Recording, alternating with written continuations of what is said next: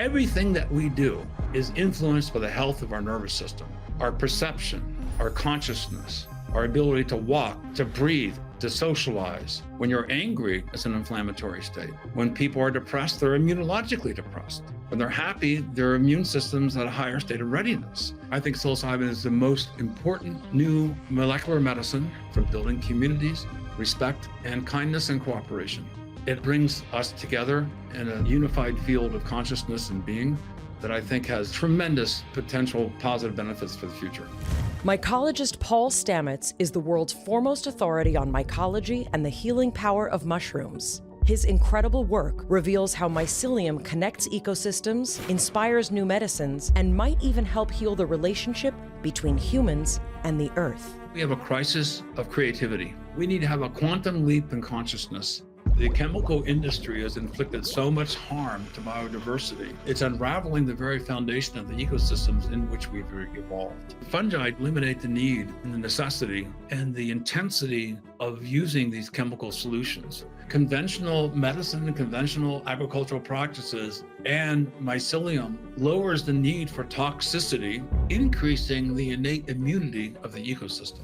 What do you believe is the intelligence of the universe that produced a mushroom that has this transformative capacity? We're fallible. We are inadequate to understand the enormity of the concept of God. We will die. We will decompose. Make friends with the fungi now because they're going to get you.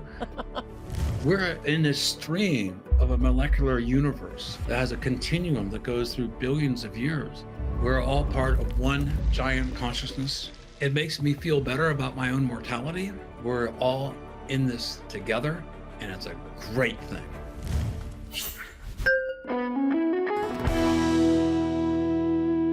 Hi, I'm Mayim Bialik. And I'm Jonathan Cohen. And welcome to our breakdown. We're covering everything today. Are you ready to change the world? Are you ready to be part of a revolution in how human beings can better interact with each other and with ourselves and with the entire universe? Also, what if we are not designed to be sick? What if we are living in a way, in a fundamental way, that explains a lot of the ailments and conditions that we all face? And what if you're not broken? What if you can change? What if there are ways in nature that can help you be less stressed, be less anxious, feel happier, feel healthier, see colors brighter, have better connections with people, be more interested and creative? More interesting. So many people are struggling, and there are ways to get over that struggle. Before we introduce who our guest is, a disclaimer: we are not providing medical or legal advice. Obviously, listeners should speak to a doctor before engaging in any course of what we're going to talk about, in particular microdosing. We're going to be talking about psychedelics today. That's part of the conversation. And psychedelics are still illegal in many places. We're not encouraging anything illegal. We are here to share the latest scientific insights from our guest. And our guest is none other than mycologist Paul Stamets. He's the author of 8 books and recently spoke at the United Nations. I cannot overstate the significance of Paul Stamets in what he describes as an awakening, a global awakening of an understanding of the role that fungi, mycelium, and mushrooms play in our collective health and our collective consciousness. His new book, Psilocybin Mushrooms in Their Natural Habitats, A Guide to the History, Identification, and Use of Psychoactive Fungi, is available now. It's really, really a beautiful book, and it's a full-color guide to psilocybin mushrooms, but his entire body of work is dedicated to his love and reverence for all things fungi. And he also talks a lot about the expansion of consciousness, which is so related to a lot of the conversations we have here on Mayim Bialik's Breakdown, understanding how our perspectives can change, how we can feel more connected to something greater than ourselves and interconnected with one another. He's also going to talk about how psilocybin is used in therapeutic environments to treat some of the most difficult to treat trauma conditions. And in addition, he's going to reveal some things that were not even covered in the incredible documentary Fantastic Fungi, which he shares his entire journey in. There's things he didn't even include that he's going to share with us today. Also, just because in case that wasn't enough, we're going to talk about the amazing applications that fungi can have in other areas like agriculture and home building. Like, it's just mind-blowing. If your mind isn't blown, I'll be surprised. And if you've ever been diagnosed with anything relating to inflammation, depression, anxiety, or trauma, we cannot wait for you to listen to this episode. It's a pleasure to welcome to the breakdown Paul Stamets. Break it down. Honored to be here. You are one of the first people that we ever thought of talking to when we started this podcast, and scheduling and the universe has brought us to this very day when we finally get to speak to you.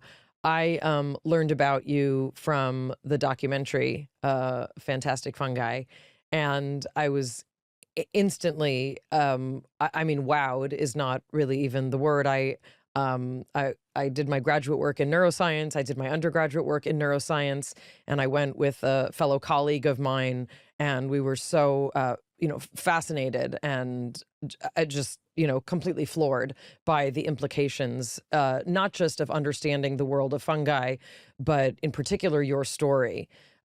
Many people, tune into this podcast to understand the intersection between science and spirituality, to give legitimate credence in clinical ways to some of the things that, many have dismissed in many cases for decades and sometimes for millennia. Rick Doblin is a friend of the podcast, and, we've delved into consciousness pretty much from every angle that we can think of. But, you really are kind of the master of all things consciousness and expansion. So we're just so honored to get to speak with you. Well, you're over-exaggerating my importance, but I appreciate the compliment. I wonder if, some people may be learning about you for the first time, and we're going to get into many components of fungi, their environmental role, their implications for, sort of larger cohesion and connectivity. And we are also going to talk about not only psychedelic effects of mushrooms, but also some of the clinical implications for treating some of the things that, the pharmaceutical industry makes the most money off of trying to treat, and, some of the things that ail many of us. But I wonder if we can start with a bit of your origin story. I think that's one of the most powerful components of your story. I wonder if you wouldn't mind telling us the story of your stutter. Okay, well, that's deeply personal, but it's a good story. I grew up in a small town in Ohio. I was the youngest of 5 children. I have a twin brother who's 5 minutes older. So I came from an industrialist family. I developed a stuttering habit. And let me just tell everyone out there, when you're around a stutterer, don't make fun of them. That's cruel. It's mean-spirited. It's a social anxiety issue. The type of stuttering I had, I would not stutter the animals, wouldn't stutter when I sing, but you don't want to hear me sing. But I couldn't look at people in the eyes, so I looked on the ground all the time, and I found mushrooms, fossils, and turtles. I fell in love with a turtle family, snapping turtles, wild turtles in my backyard pond. And I go down there and feed them and talk to them. It was a very difficult childhood. I had this debilitating stuttering habit, and typically stutterers tend to be higher than average IQ. Our minds and our thought streams go way ahead of our speaking ability. And then we get stuck in a loop, and then it becomes embarrassing. And then, like looking into a mirror, you feel more stress, etc. So that was my childhood growing up. And I think, most people see in Fantastic Fungi, I don't want to repeat the whole story, but I did a heroic dose of psilocybin mushrooms, climbed up into a tree. There was a lightning storm, windstorm, highest tree in the landscape. I thought I was going to be electrocuted. I ate way too many mushrooms. I had bought mushrooms before, and there were button mushrooms injected with LSD, and it's all fake. It's just because psilocybin mushrooms were so hard to acquire in the early 1970s. But I got some of these dried mushrooms from Florida, and I thought, well, I ate the whole bag because last time it didn't do anything. So that was a little bit more potent than I expected. So on the top of this tree, when it came on, because I thought I would look at the viewscape, and a thunderstorm was coming, and the winds came, and it turned out to be a ferocious, summer wind and thunderstorm in Ohio. People from Ohio know this well. And I was terrified. And I had vertigo because I was just so high. So I grabbed onto the tree as my axis mundi into the earth. And then I just was thrown into the beauty of nature. And even though it was frightening, it was visually fantastic, because every time there's a lightning strike, it was,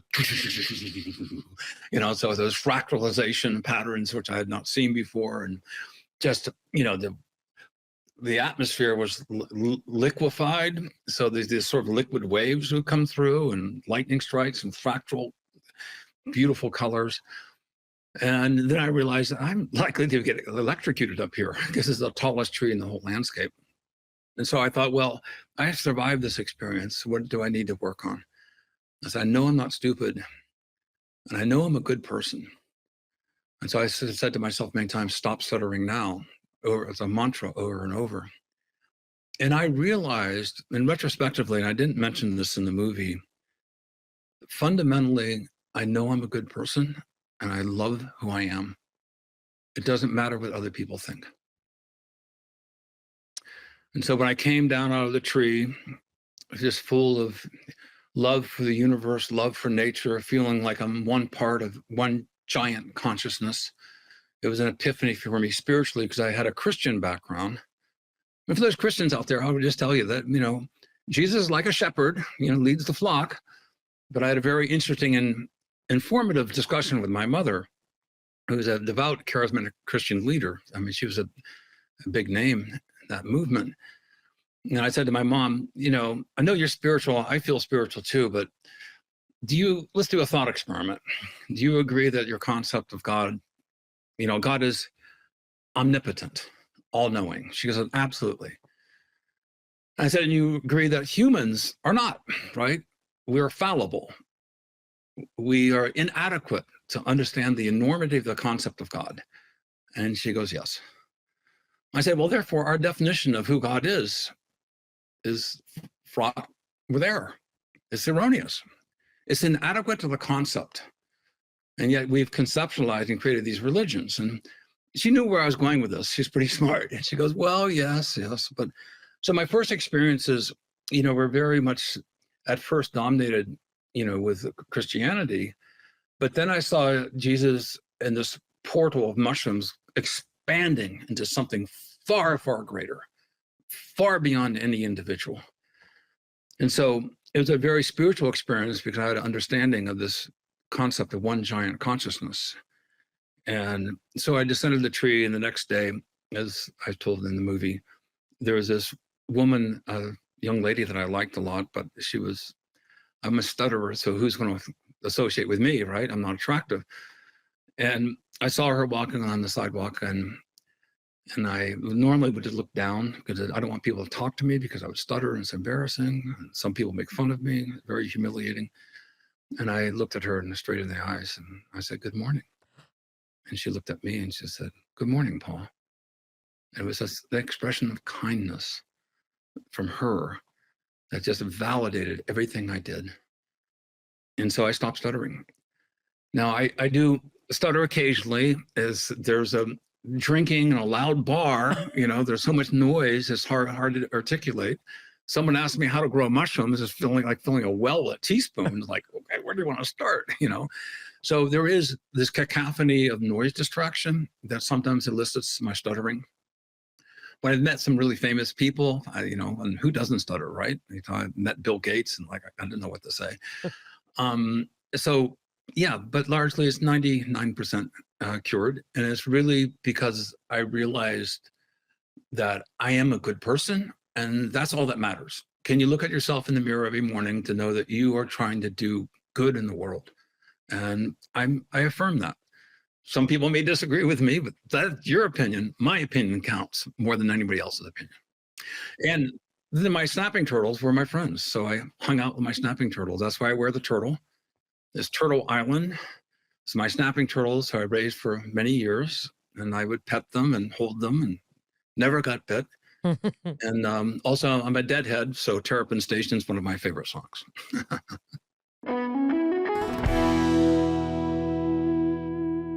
Mayim Bialik's breakdown is supported by Mudwater. All right, fall is officially in full swing, and honestly, we are here for it. Crisp air, layered fits, and that back to routine energy that makes you want to actually get things done. But if your go-to coffee is leaving you jittery, crashy, or just kind of over it, it might be time for a new morning ritual that Jonathan cannot stop talking about. In particular, that's where Mudwater comes in. It's a coffee alternative mix of cacao, chai, turmeric, and functional mushrooms to support and promote better focus, natural energy, and a healthy immune system. Mudwater gives you energy and focus without the wired feeling or midday slump, and without Mayim saying, "Why are you running around like a crazy person?" Every single ingredient in Mudwater's products are 100% USDA certified organic, non-GMO, gluten-free, vegan, kosher, sugar, and sweetener-free. You just drop the powder into your favorite mug, pour some water, and give it a mix. The best part about Mudwater is it provides sustained energy, which I have noticed in you, with no spikes, no crash, which you get with traditional coffee. There's also caffeine-free and matcha blends available. Mudwater's available at Target and Sprouts locations across the U.S. Never been easier to grab a cup of this friendly pick-me-up. We've noticed a huge difference in you. I have noticed a huge difference in me also. It is so interesting that like the mental clarity I have later in the day when I'm drinking Mudwater versus coffee is really, really noticeable. Absolutely. Are you ready to make the switch to cleaner energy? Head to mudwater.com. Grab your starter kit today. Right now, our listeners get an exclusive deal up to 43% off your entire order, plus free shipping and a free rechargeable frother when you use code BREAK. That's right, up to 43% off with code BREAK at mudwtr.com. After your purchase, they'll ask how you found them, show your support, let them know we sent you. Mayim Bialik's breakdown is supported by MSI United States. Hey everyone, Mayim here. I want to tell you about an organization doing absolutely incredible work around the world. MSI Reproductive Choices. In 2024 alone, MSI helped 21.5 million people access reproductive health care, from contraception and safe abortion to maternal care and cancer screenings. Here's what really struck me. 1 in 5 of their clients were under 20. That's millions of young people getting the tools to make informed decisions about their futures. And get this, without MSI, pregnancy-related deaths in the countries they serve would be 15% higher. That's a real impact. Real lives saved. They also have trained over 12,000 healthcare workers and supported over 8 million people through local health systems that they helped strengthen. This organization is donor funded. They get no help from the US government, so they're asking for support. They need our help. It's very inexpensive to make a huge impact. $6.50 per year of contraception, and it's incredibly transformative. You can help girls stay in school, help women stay employed, and help them live healthier lives. With $65, you can give 10 women contraception for a year. To give, text my first name, Mayim, to 511-511. Text MAYIM to 511-511, or go online to msiunitedstates.org to learn more or to give. That's M as in modern, S as in safe, I as in informed. msiunitedstates.org. How many women will you help? Please give. Text Mayim to 511-511 today. Text fees may apply. Paul, I have a 17-year-old, and when he was younger, had not a horrible stutter, but especially under stress, especially in new situations. And I could see how, there was such a huge emotional underpinning of safety and vulnerability that came with that. And I saw that expression of it. So it's, I can relate to what you're sharing. Well, I think all of us, as we come of age, we're trying to understand our identity. What is our purpose? Who are we? Who am I? Who are you? And so the self-realization takes many steps. People discover it through different means. Good parenting, good supportive households, where they encouraged expression and, good mentorship. And I had great mentorship from my brother Bill, my brother John, and my sister Lily. They're just over the top. But the difficulty of my family upbringing really was impactful to me for my confidence in myself. Also a deadhead, and have a beautiful terrapin station blanket actually woven. I can't find it anywhere online. I've looked for it. It's a beautiful piece. Yeah. There's my Steal your face right there. Very nice. This is really Jonathan's sweet spot. Jonathan has a very interesting background. He's an energy worker from the time he was a teenager, and he has a beautiful history, but he also worked in tech, and he's very corporate-y, and he's very businessy, but put him at a dead show, and it's like a whole other person. And this is for those of you who don't understand the deadhead community, it's all based on kindness and friendship. You meet strangers, you help each other out, you lend a helping hand. It's many random acts of kindness, it's genuine. This brings out the best in people, and especially in being kind and being peaceful, accepting people for their diversity, accepting that people have difference of opinions. Okay. We're all entitled to our opinion, aren't we? So I saw the dead when I was 19. Jerry was still alive. And I smoked weed that gave me a very bad headache, and I had a very negative experience. So that was it. I'm kind of like a one and done. But Jonathan recently, we each have a 17-year-old, and he recently took them to see, what was it? We went to the Sphere. Yeah, they saw the Sphere show, and yeah. Yeah. Well, I went to the Sphere too. I went to 3 nights, and but this leads me into something that I think is really important, because I want this conversation to have some actionable solutions for the listeners. And this is something that I think we're all very concerned about, is artificial intelligence. So I went to the Sphere, and there is a matinee that you probably know about. That's called Postcards from Earth. So I signed up for the matinee early in the afternoon with 3 of my friends. And we bought the deluxe tickets so we could speak to Aura, which is one of the most advanced AI robots in the world. So we got around Aura. It's about 30 of us. Good to ask Aura questions. Many people are data mining, which is very boring to me. Baseball scores, different types of statistics, et cetera. But I really wanted to ask something, because at Exponential Medicine, I was given the Disruptor Award. And so I like to ask questions that just lead to downstream to other thoughts. And so I asked Aura the following question. I encourage everyone here to do the same, because I think the impact when artificial intelligence is in its nascency, being nascent early on, I asked Aura, given the fact that humans have been created artificial intelligence, which, by the way, I think is a subset of natural intelligence. Humans are natural. We created something else. So artificial intelligence is a child of natural intelligence.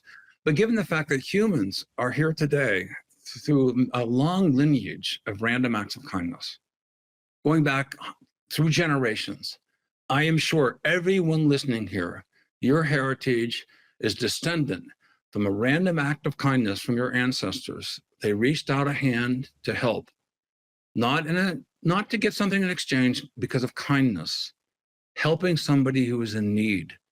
And that developed a bond and a relationship.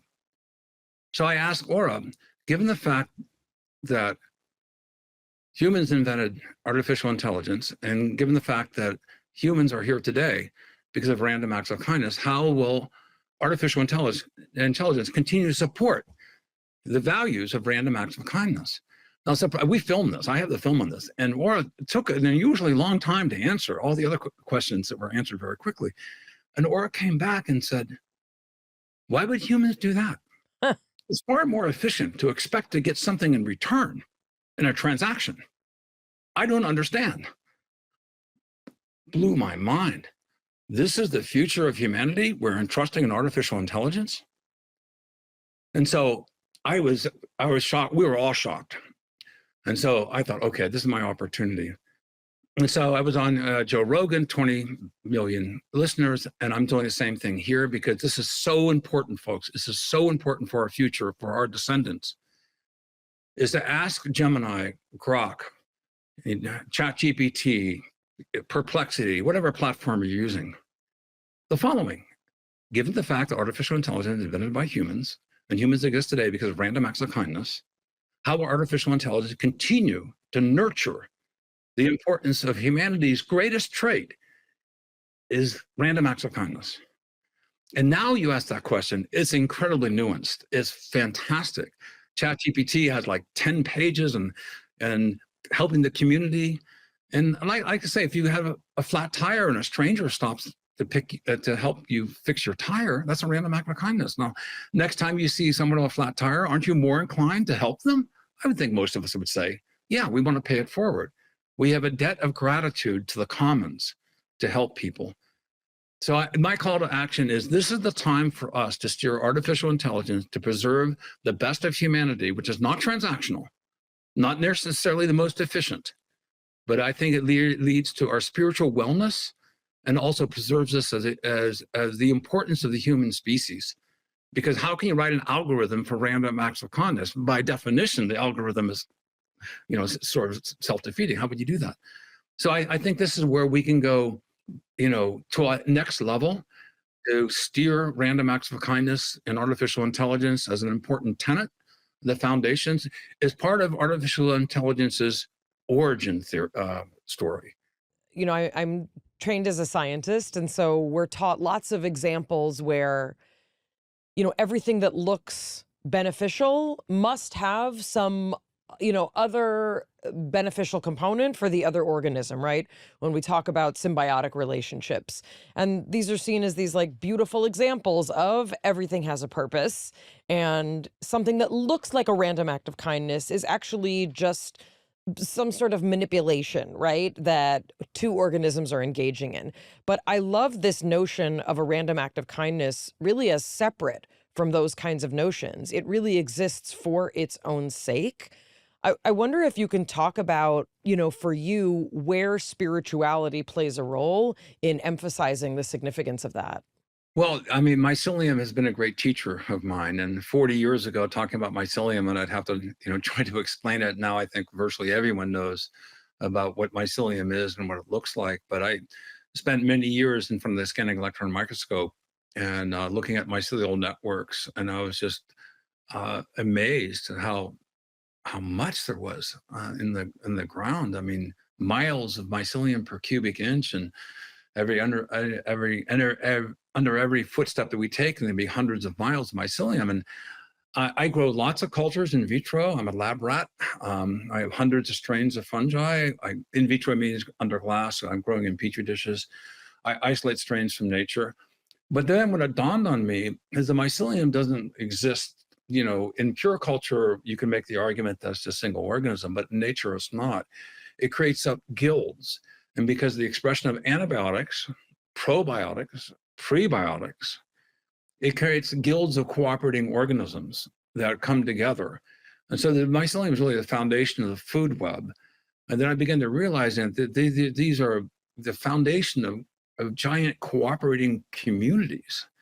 And so when I talk about random acts of kindness, I think it's also, quote unquote, fertilizing the ecosystem. So there's reciprocal acts that ultimately will come back to you. I mean, it's still utilitarian. It's a little bit more indirect, but I think what's happening is that random acts of kindness increase the health of the community. With a healthier community, it's more resilient. There's less inflammation. And being a neuroscientist, you're well aware of the devastation of neuroinflammation. When you are depressed, it's an inflammatory state. When you're angry, it's an inflammatory state. And so the advantages of being able to spread goodwill, and in many studies, mind over matter, when people are depressed, they're immunologically depressed. When they're happy, their immune system's at a higher state of readiness. So, I mean, there is actually utilitarian benefits from random acts of kindness. It's not obvious in the hand-to-hand transaction in that proximate, space, But in the larger context for the survival of the community over decades, centuries, eons, this makes very good sense. I wonder if you can take us through a little bit of a fungi 101. A lot of people think of mushrooms as the entirety of what they know about fungi. But as you can probably educate us, not all fungi make mushrooms. And I wonder if you can explain kind of the anatomy of fungi, mycelium, and mushrooms so that people have kind of a basis for this vocabulary. Okay, first I'll keep it really simple. When you see mushrooms, it's the reproductive stage. Mushrooms are compressed mycelium. Mushrooms are made of mycelium. When you look at a mushroom under a microscope, it's mycelium. It's these long cellular strings that are all touching and laminated together. But mushrooms are the fruit body. They're highly perishable typically, not all of them, but most of them are. They invite insects, they invite mycovores, that means animals that eat mushrooms. That's why mushrooms attract flies, because flies then lay eggs and the flies get covered with spores and flies go elsewhere. So many vectors that mushrooms use, many animal vectors. And we're a vector too. We pick up mushrooms and you walk down through the woods with a basket of mushrooms, there's a spore trail following you.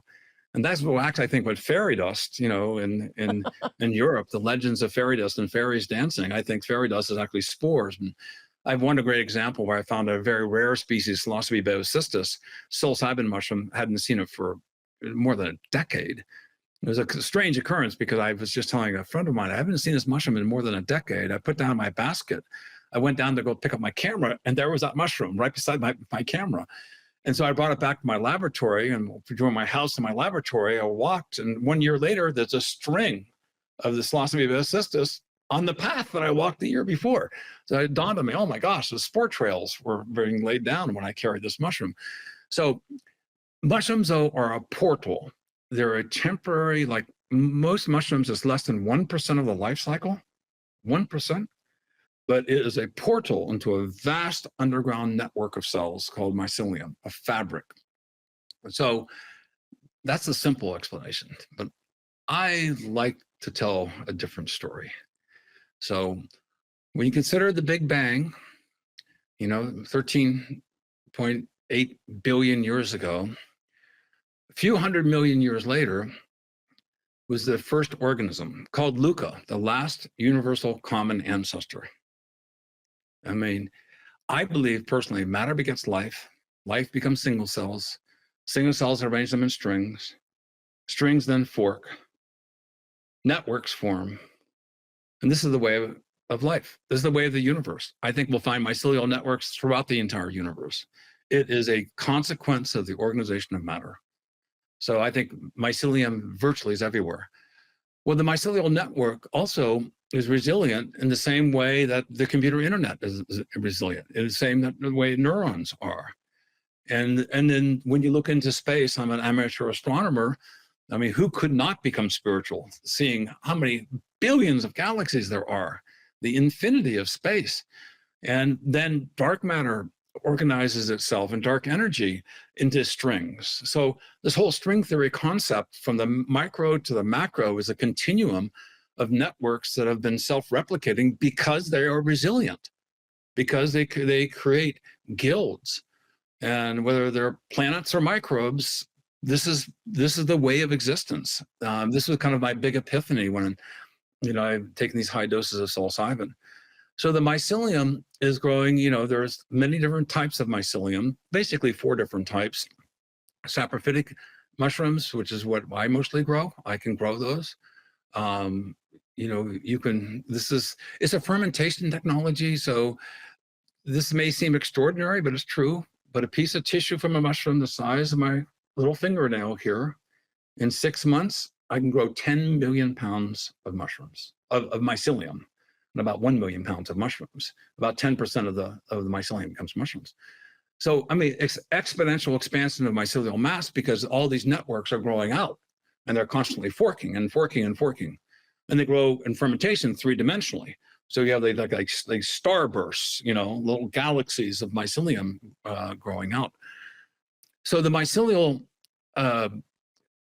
systems on this planet, as far as we know, there could be other systems. There's the saprophytic ones that grow on dead material, also called saprobic mushroom species. Oyster mushrooms, shiitake, maitake mushrooms, enoki mushrooms. They're all the saprophytic gourmet mushrooms that people can grow. Also, psilocybin mushrooms are saprophytic mushrooms or saprobic mushrooms. There are parasitic mushrooms. These, like the honey mushroom, the largest organism known in the world is a honey mushroom in eastern Oregon, 2,200 acres in size, one contiguous mycelial mat. But that can kill the trees, but then it can grow saprophytically. So it can be both a parasite and a saprophyte. I think they're meadow makers. They destroy the forests decline, grasslands occur, ungulates come in, elk, deer, etc. It's a way of the system recharging. Then there is the mycorrhizal species, which many of people know. Merlin Sheldrake, and Suzanne Simard have written some great books on mycorrhizal fungi, on the communication of these networks, helping diverse tree species, from deciduous trees to conifer trees, bidirectional flow of nutrients to sustain the ecosystem of the forest. And then there are the endophytic mushroom species, and these are really great. And it may be the majority of the benefits from plants that have been isolated by the pharmaceutical industry are actually largely related to the fungi that are inside the plants. They actually go right into the plants, in between the cells. And so when you look at virtually any grass, corn, apple tree, it is infused with endophytic fungi, up to hundreds of species. So it creates a quorum inside the tree. So a tree is not a tree without mycelium, with a few exceptions, cedars, redwoods, but the vast majority of trees are infused with endophytic fungi. And this is part of the host defense system of the tree. And some of these species, like the one my hat is made of, amadou, it grows on inside of birch trees and beech trees. It protects, I believe, many other people believe, protects the trees from harm. But an age or under stress to other factors is sort of like, we're helping you, but we're here first. When you die, we're going to reproduce. And so when the tree dies, then typically these mushrooms then proliferate. So those are 4 different categories. There are several different subcategories. Mycorrhizal has endomycorrhizae inside the roots of plants, and ectomycorrhizae outside. But the point is, these are vast, complex fungal communities that set up quora that then have this governing influence in steering the ecosystem so it's healthy. And healthy ecosystems lead to biodiversity. Biodiversity is biosecurity. Mycodiversity is part of biodiversity. The importance of mycodiversity cannot be underestimated. Mind Bialik's Breakdown is supported by Symbiotica. So many people are struggling right now with stress management, sleep issues, disrupted focus, and that's just me and Jonathan. Symbiotica is here to the rescue with high-quality supplements you can trust and that your body can actually absorb. Jonathan and I love their magnesium L-threonate. It reduces brain fog, calms and balances mood, and helps support a restful sleep. Magnesium L-threonate is the salt form for mixing magnesium and threonic acid, a water-soluble substance derived from the metabolic breakdown of vitamin C. Its liposomal delivery means faster nutrient absorption, and its patented compound effectively crosses the blood-brain barrier. Plus, the yummy vanilla cream flavor doesn't hurt either. I love that it is stress-free to incorporate Symbiotica into my healthy habits. Even during vacations and road trips, the packets go right into my bag whenever I need support. Stay consistent with Symbiotica. If you've been feeling off lately, give it a try. Made a huge difference for us. Go to symbiotica.com/break for 20% off plus free shipping. That's symbiotica.com/break for 20% off plus free shipping. Mind Bialik's Breakdown is supported by IQ Bar, our exclusive snack sponsor, and my favorite bar. IQ Bar is the better-for-you plant protein-based snack made with brain-boosting nutrients to refuel, nourish, and satisfy hunger without the sugar crash. Their plant protein bars are packed with high-quality ingredients to help keep you physically and mentally fit. IQ Bar is totally free from gluten, dairy, soy, GMOs, artificial sweeteners for a natural anytime snack that is Jonathan approved. Try any of their 9 delicious flavors. More people than ever are starting their days on the right foot with IQ Bar's brain and body boosting bars, hydration mixes, and mushroom coffees. The reason that I know that Jonathan loves IQ Bar is that I find the wrappers everywhere. Yeah, maybe overstated. I am very neat. I'm very tidy. I don't leave anything in my car anymore. I used to. Nowadays, I just eat them, many of them, sometimes several a day. And I find the wrappers in your pocket. Right now, IQ Bar is offering our special podcast listeners 20% off all IQ Bar products, plus get free shipping. To get your 20% off, text BREAKDOWN to 64,000. Text BREAKDOWN to 64,000. That's BREAKDOWN to 64,000. Message and data rates may apply. See terms for details. So this begs a question that, when I was one of my early biology classes that I took at UCLA as an undergraduate, our professor happened to be a botanist. So we had a very, very special intro to bio that was infused with a tremendous amount about botany. As children, we're taught that there's plants and then there's animals. And we think of plants as like flowers and trees, and animals are things that we would say are like living creatures, right? Fish, birds, dogs, humans. Where do fungi fall? Obviously, they're not things with a nervous system the way we have a nervous system, but they're distinct from plants in many ways. Well, this even gets more fun to talk about because we are descendants of mycelium. Fungi gave birth to animals about 650 million years ago. The mycelial path, if you go back 650 million years ago, there's a super kingdom called Opisthokonta. And basically, the mycelium digests its nutrients externally. So these are extended networks of releasing enzymes and acids, antibiotics, and messenger molecules, very complex chemical outflow of compounds. And then it digests its nutrients externally, then brings them directly through the cell walls. The path that led to animals encirculated nutrients in a cellular sac, basically. And once that occurred, then a membrane occurred around the food. And then so that's the fungi is a separate kingdom now from or animals, I should say animals are now a separate kingdom from fungi. And there are plants, and then there's the bacteria, and then protista. And some people evolutionary biologists can argue there's like up to 14 kingdoms speculated. But this is really important because my friend Juliana Furshi has been an advocate for acknowledging funga. So there's flora, fauna, and funga, recognized institutionally and within government as important for defining the health of ecosystems. So now there's advocacy for doing surveys specifically, and Juliana is a fantastic leader in this movement. She's done so much. So she runs the Fungi Foundation. I encourage people to check it out. That they're on a mission for fungi and fungi, and so she's really done a lot. So that's sort of the overview. But it's a separate kingdom that's derivative. Animals are from fungi.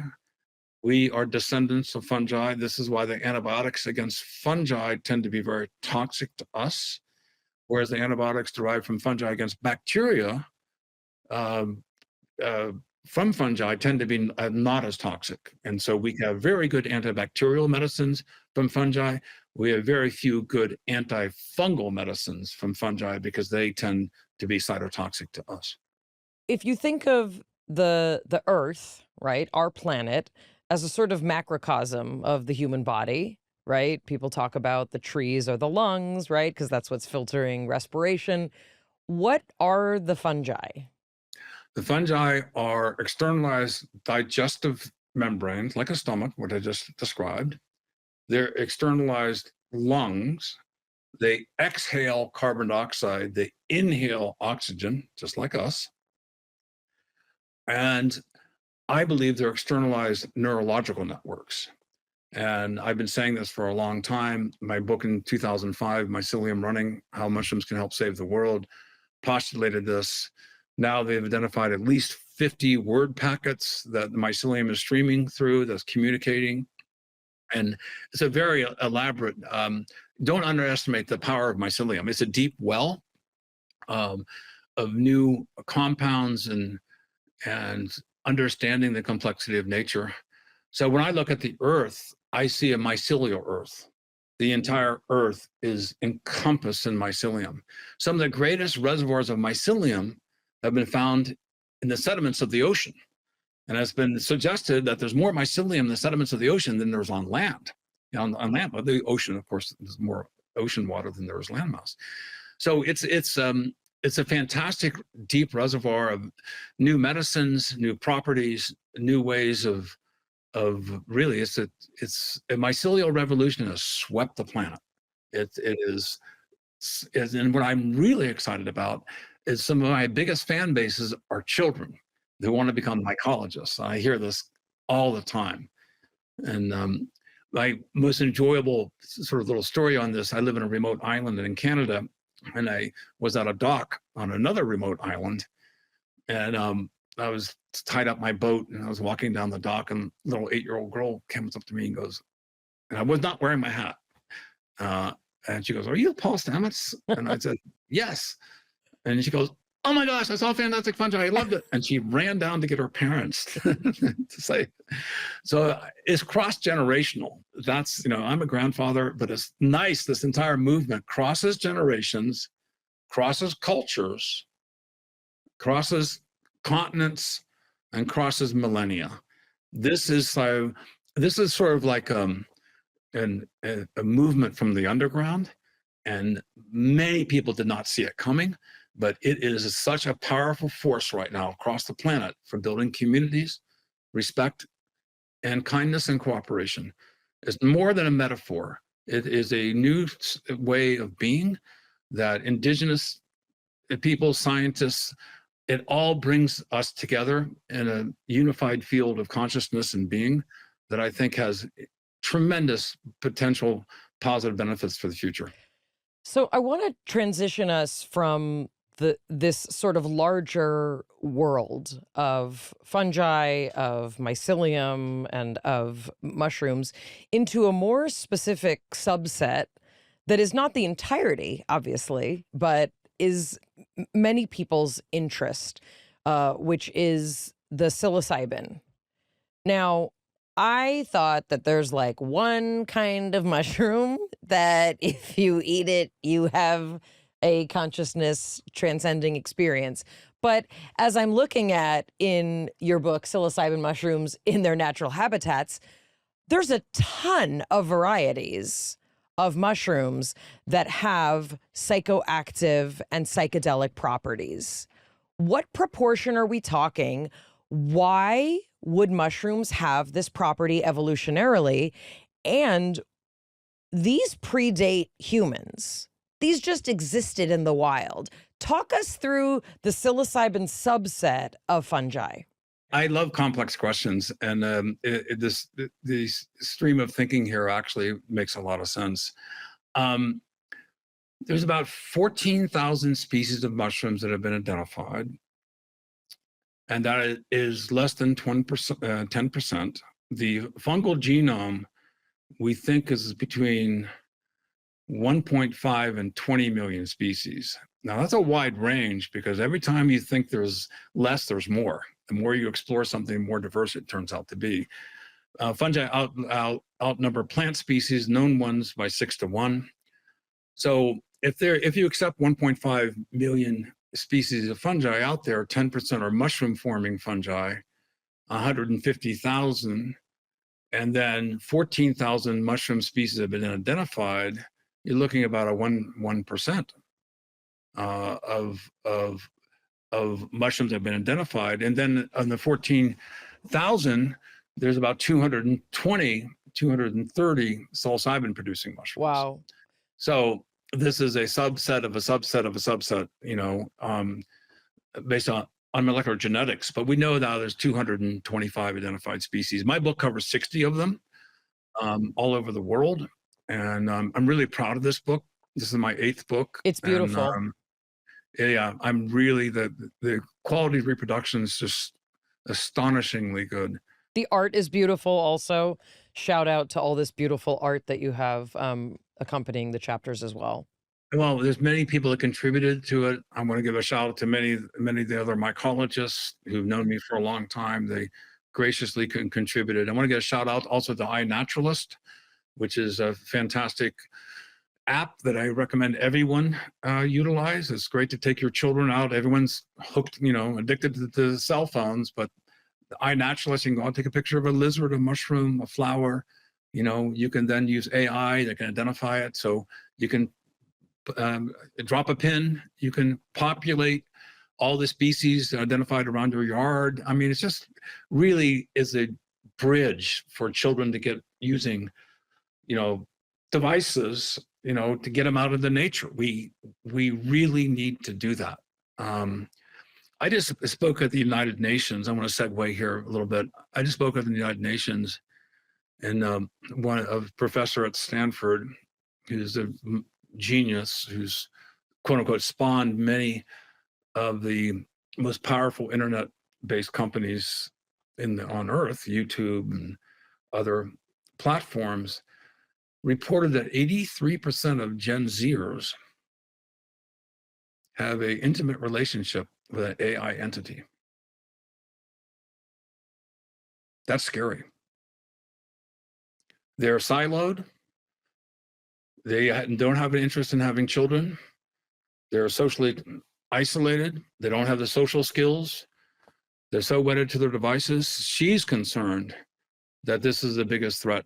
AI has wonderful attributes. I'm not saying that it doesn't, but she's really concerned with the inability of the next generation to develop social skills for meeting people in 3 dimensions. There's AI. So going back to psilocybin mushrooms, and this is why I think psilocybin mushrooms is a form of it's a form of liberation. It brings you back into nature. It increases nature relatedness. And for those of you who are skeptics about psilocybin, go to clinicaltrials.gov. As of this morning, there's 250 clinical trials registered at clinicaltrials.gov, which the FDA requires for anyone doing a clinical trial. If you want to have US government eventual approval, potentially as a new therapy, a new drug, you have to register at clinicaltrials.gov. 250 clinical trials. 10 years ago, there was 1 or 2, maybe a few more than that. But now they have to go through IRB boards, institutional review boards that are populated by experts, physicians, scientists. They have to address something that's not being currently addressed, adequately in the medical field. They have to have a probability of success. They have to have low toxicity and be applicable, whether it's scalability or other nuances. So 250 IRB boards, which is typically between 6 and 20 scientists and experts, approve these clinical studies. Now, psilocybin actually has a PR problem. It sounds too good to be true. But thankfully, I'm talking to a neuroscientist. Everything that we do is influenced by the health of our nervous system, our neurology. We live in a neuroscape. Our perception, our consciousness, our ability to walk, our ability to taste, to eat, to socialize, to breathe, everything is rooted in the health of our nervous system. We all suffer from neurodegeneration as a consequence of age. We suffer also neuropathies due to diseases, stresses, viruses, all the other things are quite obvious. We have Parkinson's, we have dementia, we have traumatic brain injury, we have Alzheimer's, et cetera, et cetera. All those studies are in clinicaltrials.gov. From Yale to Harvard to Stanford. I mean, check it out, folks. It's extraordinary. You can also put in psilocybin at clinicaltrials.gov. And if you're interested in enrolling like in a Parkinson's study, you can put in Parkinson's. Maybe you know somebody who's qualified to enroll. So these clinical trials are numerous. and they're all basically rooted in increasing the health of your nervous system. So I think psilocybin could be a nootropic vitamin that's helped us all as we age. We all suffer from neuropathies that are age related. And psilocybin seems to be a potential game changer for improving the health of our nervous systems.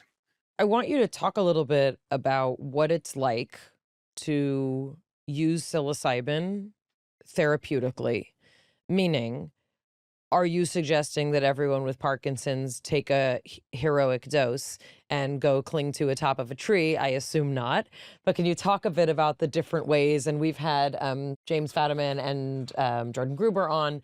Can you talk a little bit about the various applications of using this very special class of psilocybin mushrooms? I can talk about applications, but I'm a mycologist. I'm not a physician. I do not make recommendations.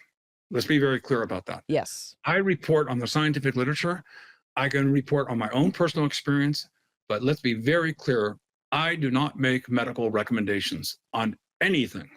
I just report the facts, follow the science. You know, there are other experts that can make recommendations. They're empowered to do so. I am not, but I am very much a student of this subject, and I have to say, I think psilocybin is the most important new molecular medicine that has been discovered in the past 100 years. I think it's a game changer for so many reasons. But in terms of the applications, most of the dosages that have been approved by the FDA are 25 milligrams of psilocybin. So let's just do the math here so people understand. Psilocybe cubensis is the most commonly consumed mushroom in the world, golden tops, and 10 grams of fresh mushrooms is 90% water. That's 1 gram. 1% of that typically is psilocybin. That's 10 milligrams. So that is 2.5 grams of dried mushrooms is equivalent to 25 milligrams. But if you go to clinicaltrials.gov, 98% of the studies, maybe 97, are on the molecule. Yet in the population, 8.3 million Americans did psilocybin in 2023. And I would say 8.29999 were all with mushrooms, not with a molecule.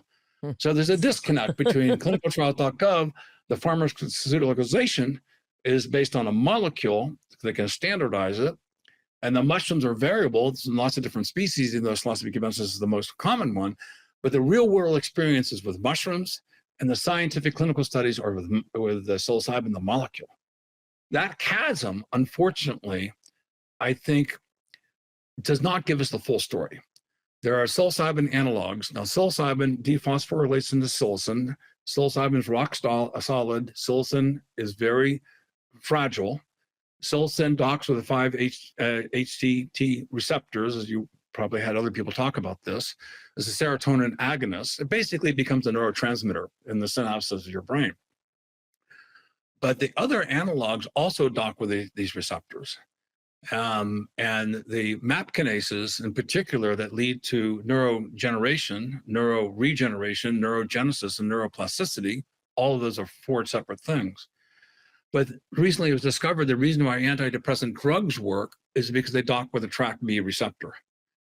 Well, it was found by researchers that up to 1,000 times more docking affinity of psilocybin to the SSRIs that are currently being prescribed, and they work because of TrkB activation. So, okay, that's huge. Now, what dosage gives you what percentage of TrkB activation? Well, you have so many receptors.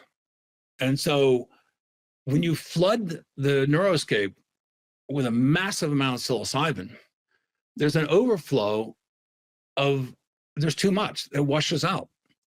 About 50% of the psilocybin you consume actually makes it into the brain, across the blood-brain barrier. So the idea is that if you titrate this to a smaller dose, and you have these other tryptamines, baocystin, neurobaocystin, norpsilocin, aruginisin, these are all other tryptamines, more are being discovered, they also will dock with different affinities to TrkA, TrkBs. These are the different other MAP kinases whose ligands then result in neurogeneration. So neurogenesis actually can come from TrkBs, newborn neurons that parent cells differentiate into new neurons.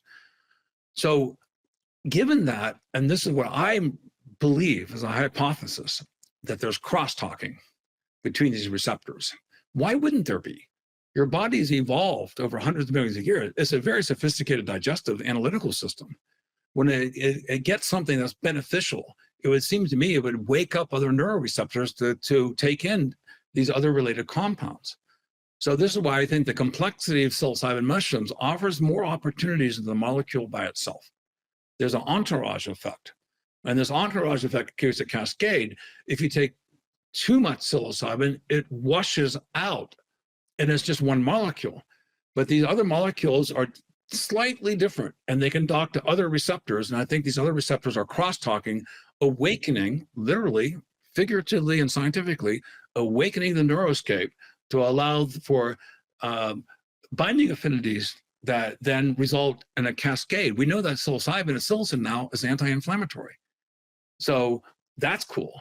The fact that it has anti-inflammatory properties combined with neurogenerative properties, causing neurons to actually fork and new dendrites and new neurites to be able to be emitted. And typically when you have cell generation, you have inflammation. To have cell generation bundled with anti-inflammatory properties, that's really interesting. And also, just to be clear, and we also are not doctors, nor do we dispense medical information. We're trying to present all sides of this conversation to the best of our ability, but we are not doctors. We're not recommending anything. But just to, just for people who don't know, what you're talking about is what is referred to as microdosing, where we're not suggesting, and no one is suggesting, that people go out and, go to a Dead concert and take lots of mushrooms. That's not what this looks like. What this looks like is there's a protocol that is usually supervised by someone who knows about these things.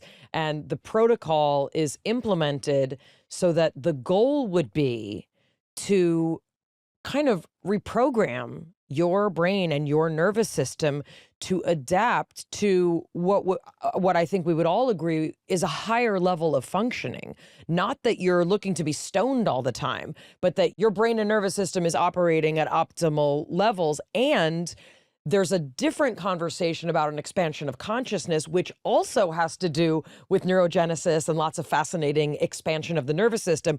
But what we're talking about is, instead of being told there's something wrong with your brain and you were born with something wrong with your serotonin receptors, and we have the medication, and if you pay us this money, we will give you this medication. You'll take it every day for the rest of your life because you were born broken. This is an alternative perspective, that your brain has the ability, right, to be supported. Yes, exactly. And let's let me just add a further clarification. Even though the 25 milligram dose is recommended by the FDA, most medicines are adjusted according to body mass, according to patient's individual history. You wouldn't give the same dose to a 120-pound woman yoga instructor as you would to a 400-pound couch potato who's an alcoholic. I mean, just, of course, individualized, customized medicine. But to start the process, there is good logic in the 25 milligram standardized dose. However, because of what I've already said, microdosing is by definition not causing a change, and it's not inebriating. It can change consciousness in that colors are brighter. I think I have a better sense of humor. It's less debatable. And so when you do a microdose, a medium dose, also known as a museum dose, and a macrodose. So let me use the I go back and forth. You can divide it by 10 for anyone that's out there once it's go to milligrams. But if you use psilocybin cubensis, the most one everyone is using, basically a 20th of a gram of psilocybin cubensis to a third of a gram of psilocybin cubensis, divided by 10 for milligrams. That's in the microdose range. You feel what we call liftoff, typically over a third of a gram of psilocybin cubensis. You actually feel a little wave that happens, temporary, very short-lived. At 1 gram, you're hitting into the museum dose, medium dose. We call it the museum dose because this is very popular, is that friends would take 1 gram of psilocybin cubensis, and they go to the museum and they're fascinated by art and history. You typically know them because they wear sunglasses inside the museum because the pupils of their eyes are fully dilated. And they tend to laugh a lot. So that to me is the medium museum dose. The therapeutic dose for helping people overcome PTSD, trauma, and those severe episodes in life that harm us emotionally, the breakthrough dose is the higher dose, which is typically 2.5 grams to up to 8 grams of psilocybin cubensis. That'd be 25 milligrams to 80 milligrams of psilocybin. There's the LD50 of psilocybin mushrooms is 42 pounds. It is one of the most least toxic drugs ever studied. Compared to its therapeutic benefit, 42 pounds. You cannot consume 42 pounds of any mushroom. I mean, just physically impossible. So it's that non-toxic. No one's ever died. One little footnote, but no one's ever died from psilocybin mushrooms. It's and they're non-addictive. So for those who have not consumed them, when you have a heroic journey on these, the next day you look at the mushrooms and you go, no way, I'm not touching these, right? Because you have to process this. This is why therapeutic support is critically important. This is not a party drug. I have a DEA license. I adopted the phrase many years ago, nature provides, I don't. My father, at the end of his life, asked to do psilocybin mushrooms with me. Alexander Smith, the father of American mycology, asked me in his 70s, when I was about 24, 25, to do psilocybin mushrooms with me. He published many of the new species of psilocybin mushrooms. Both of these father figures, figuratively and literally, it was such an honor that they wanted to actually do a journey with me because they trusted me. And with both of them, I asked them, will your partners, your wives in this case, and they were in the room, do psilocybin mushrooms with us? And they both said, no way. And in both circumstances, I was literally leaving the next day and I turned them down. I turned down Alexander Smith, the father of American mycology, to do psilocybin mushrooms with me because I would not be there the next day to help him process. When you have your view of reality shattered, it's not shattered in a bad sense, it's explosion. I mean, you realize there's so much more out there. We're looking through these limited lenses that our consciousness and our brains have filtered out so much stimuli. When the floodgates of the senses are open and you just, everything Roland Griffiths described this and his patients described it as the ineffable. It's you can't explain this. Words are inadequate to explain it. But the after consequence, for 70% of the people, it's a beneficial experience. For 30% of the people, it's a difficult experience. And Rick Doblin and I totally agree on this. A difficult experience is not necessarily a bad experience, because a difficult experience, retrospectively, even at Johns Hopkins, 14 months later, the 30% of the people who had a difficult experience thought it was therapeutically beneficial. Interesting. They just wouldn't do it again. 70% of it had a positive experience and also was therapeutically beneficial. But let me go back to something on the neuroscape that I think one patient said really well. I believe this patient was an addict, and every day would wake up and he felt before the psilocybin experience, he was always stuck in a rut. And so this patient came up with this metaphor, which I think is really beautiful. It's like I'm being on top of a ski slope, and every day when he woke up, put on his skis, and he was stuck in the rut of the previous days, weeks, and years. and he had to go down the ski slope and the rut of his previous experiences. After psilocybin, he says someone groomed the slopes, and he goes, he was free to explore. And at Yale, the tobacco study that was done, small study, 67% of tobacco addicts with 2 experiences were free of tobacco smoking 1 year later. And one of the patients described that they woke up the next day, they look at the cigarettes and go, why would I want to do this? It's harmful to me. And they stop cigarette smoking just like that. We have examples of opioid, alcohol abuse. All of these are clinicaltrials.gov. I also populated a website for scientists and physicians, mushroomreferences.com. So mushroomreferences.com, you can see it's probably over 1,000 pages long now, but there's hundreds, I think, of scientific articles, many of them on psilocybin, that you can look up these studies directly at mushroomreferences.com. It's unbranded. It's just for scientists. It's just populating a database because physicians have so little time. Scientists, you just need to get to the core material. So there's a good search engine there. You can go to mushroomreferences.com, look up many of these studies. So now you ask, why would the psilocybin mushrooms produce this? Well, it's not an insecticide, because many psilocybin mushrooms rot with maggots, and flies lay eggs and become maggots. So it's not very good as that, but it's very good at preventing slugs and snails from eating the mushrooms. So that's what we have found. It has this ability of preventing, and that makes sense because flies would spread spores and slugs would eat the mushrooms when they're young, so spores cannot be liberated. So that could be, but more than one thing can be true, right? It's not necessarily just one thing. There could be a cacophony, an entourage of mutual benefits. And Michael Pollan wrote a great book, The Botany of Desire, in which he made the argument that corn, cannabis, I think coffee and another plant, Yep. Specifically, they engage human activity to spread them. Well, that's what's happening now. Psilocybin mushrooms are being grown by so many people around the world. It has an evolutionary benefit now. Whether you make the arguments back and forth, the fact of the matter is psilocybin mushrooms have a better chance of survival now because of human interest than heretofore ever before.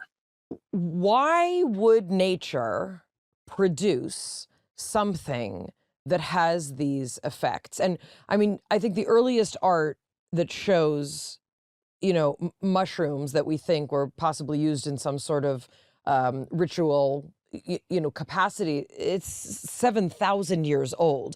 And almost every culture that can grow them, right, is showing art. And there's mythology, there's literature supporting this for thousands of years. So what do you believe is the intelligence of the universe that produced a mushroom that has this transformative capacity?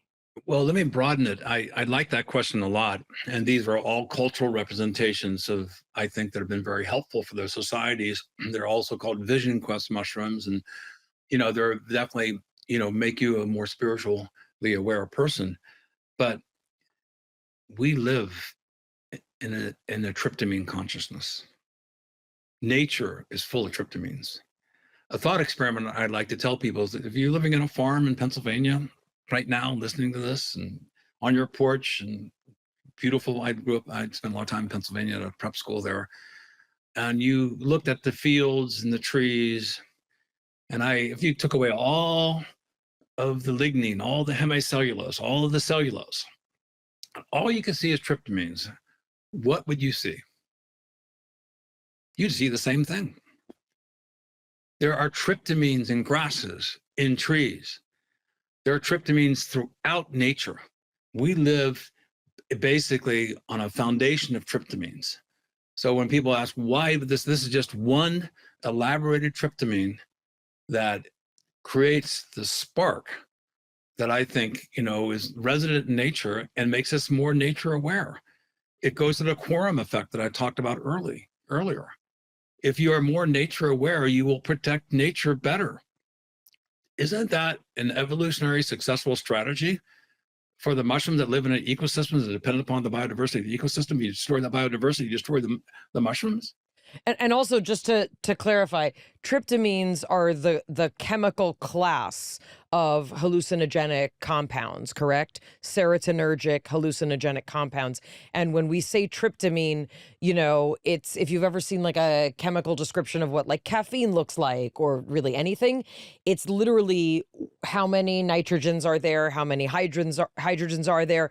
You know, there, I'm looking at the form right now. It shows where the bonds are, where the kind of free, you know, electrons are. Like, it's a chemical compound that essentially is the foundation of a tremendous part of our evolutionary destiny. We're talking right now primarily using serotonin. You know, serotonin is a tryptamine. Melatonin is a tryptamine. All these things are, you know, there's so many tryptamines. So we live in the state of in a tryptamine-based consciousness, and nature is based on these tryptamines. The ebb and flow of these compounds, you know, I think there's, you know, this is where, if people listening to this podcast think we're a little woo-woo, do not underestimate what we were saying. Once you have this experience, it can be revelatory. And many people only have it once in their life, one time. And that's phenomenal. You know, as Michael Pollan said, it's not a very good business model for the pharmaceutical industry, but microdosing is. Microdosing is. So, You know, we speak to a lot of physicists who are interested in extrasensory ability and expansions of consciousness. We speak to a lot of people who have had near-death experiences. And in Mayim's question, you know, the idea of why would this exist? Why would the universe bring us mushrooms to help us expand our consciousness? It's, for me, there's a question of, does it want to reveal the larger reality? You know, is it that we're in a game where we've come here to remember, and that this regular reality that most of us live in until we have an awakening, however that might be, whether it's through psychedelics or otherwise, is, you know, just the process that we're all in to sort of reconnect and become more aware of a larger conscious reality? well, I mean, we are right now talking, and we are alive. And the people who are contemporaneously listening to this are alive. We didn't exist before we were born. Well, wait a minute, we did exist. We existed as atoms and molecules that have assembled into the form that we have now. We're one giant coincidence of nature. And then we will die. We will decompose. Make friends with the fungi now, because they're going to get you. And then these molecules go out, the atoms, they're reform into new molecules. We're in this stream of a molecular universe that has a continuum that goes through billions of years. I want to give a shout out to Roots to Thrive. It's the most advanced, in my opinion, nonprofit. It's in Canada. And Dr. Pamela Crisco is one of the co-founders. She's a medical doctor licensed by Canada Health for high doses of psilocybin.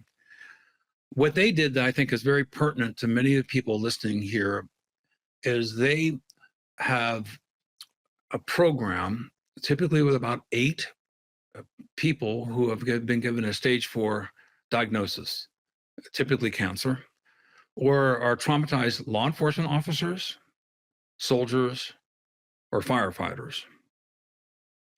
Now listen to me, this is really important to me. If you are traumatized and you have PTSD, I met some veterans. They told me some stories about Afghanistan, which I wish I didn't hear. They were traumatized. They made a mistake. Will you be judged by the worst day of your life? And if you are angry at yourself, the potential for you is very likely for you to extrovert that pain that you feel to others, because you're angry and you are in an inflammatory state of anger, which depresses your immune system, which causes a cascade of other problems. At Roots to Thrive, 8 individuals, lots of therapy preparation typically on Indigenous land, you know, with Indigenous people involved in British Columbia. And what has come out of this program is really amazing, is that they're worried about anxiety, they're depressed because their prognosis, they're going to die soon. Their family is on high alert. They're traumatized by this. What's going to happen when mom and dad or brother and sister die? And typically what happens is they're bonded together because they have the same diagnosis, we're about to die, and they do a high dose of psilocybin in a very carefully constructed environment. And typically what happens is after the experience, the patients become the therapists of their family, saying, I'm okay about dying. I have a better understanding about life and death, my purpose in life. Don't worry. One woman had a classic, I'm not going to swear, but she swore on her recording of this, and with permission. It says, I don't care about cancer, effing cancer, I'm going golfing. I want to touch on something that you indicated as a significant component of the hallucinogenic, the psychedelic, and the kind of transcendental components of these higher doses of psilocybin. And, therapy-assisted psilocybin journeys, it's becoming more of a thing. We live in Southern California. I always say you can't swing a dead cat, without finding 8 people who have done an ayahuasca journey or a this, that, or the other. Right. I've never heard that phrase before, swinging a dead cat. I haven't done that yet. It's an expression. No, I'm from the 1940s. Anyway, when I hear you talk about, what it is to journey with someone and to be part, not as a party drug, but to be part of someone's really expansion of consciousness as a guide, as a partner. Obviously, I can't help but think about the numerous indigenous cultures that use plant medicine as part of not really even just a therapeutic journey. It's, in many cases, it's part of the awakening consciousness of being human, is to come of age with an opening that is assisted by plant medicine. And in this book, in Psilocybin Mushrooms and Their Natural Habitats, there's this wonderful map of the world, and it shows the distribution of psilocybin mushrooms. And as Jonathan points out, in all of the places where it's very, very cold, there is no psilocybin. So, Siberia. There's psilocybin mushrooms in Siberia. Remember, those are reports. Basically, it looks like Central, Northern Europe, Western Europe, those are very rich with psilocybin mushrooms. The parts of the United States, the West, the East, and some in the middle, but, huge concentration down into Yucatan, that whole peninsula, scattered across South America, an interesting concentration in southeastern Australia. Japan has a little cluster there, and some in Central and Southern Africa. But I wonder if you can talk about, kind of given that consciousness of where on the map we tend to see these larger concentrations of psilocybin mushrooms, what does that tell us about the cultures where this was used? And what do we know historically about the function of these journeys as transcendental and transformative? Well, first off, we have to look through the filter that these are observations. Sure. Right? Observations of scientists who've recorded the presence of these mushrooms. The reason why Siberia doesn't have a lot is there's not these reports. It's from the 1800s. There's several thousand reports of psilocybin mushrooms and specimens that are collected in herbaria that have been deposited. So now, because of this massive awakening, we're finding numerous new species all over the place. And some of these species are really hard to find, and some of them aren't. Psilocybe cubensis, you can see at 50 miles an hour going down the highway in Louisiana. It's their golden tops, they're huge. Psilocybe pelliculosa in the Northwest here is difficult to find. It grows only particularly much, along trails and whatnot, but it's a nondescript species that looks very similar to a deadly poisonous species. So don't underestimate the intelligence of indigenous people who are in themselves scientists, making observations in nature. And that's why, by the way, for the record, I dedicate my book to Maria Sabina, a Mazatec knowledge keeper, a Sabia. She said, I'm not a shaman, that's too much work. She's a knowledge keeper. To Kit Skates, who is a renowned mycologist in Idaho, who mentored me, and Tina Wasson, R. Gordon Wasson's wife, who died in 1958. She was a Russian physician. These are three hugely important women who literally opened up the doors that many of us have walked through. Women do not get enough credit for their pivotal influence. And the lesson from psilocybin, even from Mazatec shamans recently, I hear this all the time. The message from psilocybin is to share. Now, psilocybin mushrooms are sustainable. They can be grown. And psilocybin mushrooms that are being grown now, Psilocybe cubensis, which we think came from the old world, Africa, are being grown in Oaxaca for the Mazatec shamans so they can have access to psilocybin mushrooms when it's not the rainy season, so they can continue their practices. So this is a fusion of Western and Eastern coming together. It speaks to something called two-eyed seeing, which is something Albert Marshall and his wife, Moderna, came up with this concept of two-eyed seeing when they're Eastern Canadian First Nations people, and they were confronted by a mother who asked, why should I send my Indigenous child to a Western school? And Moderna and Albert Marshall came up with this fantastic, analogy, saying one eye we can see with Indigenous wisdom, and the other eye we can see and help with Western technology. With two eyes, we can see better than one. So this is respecting Indigenous wisdom. We don't want to influence it, but we want to help access so they can continue their practices, so they can preserve their culture. This is so important that Indigenous communities are respected and protected.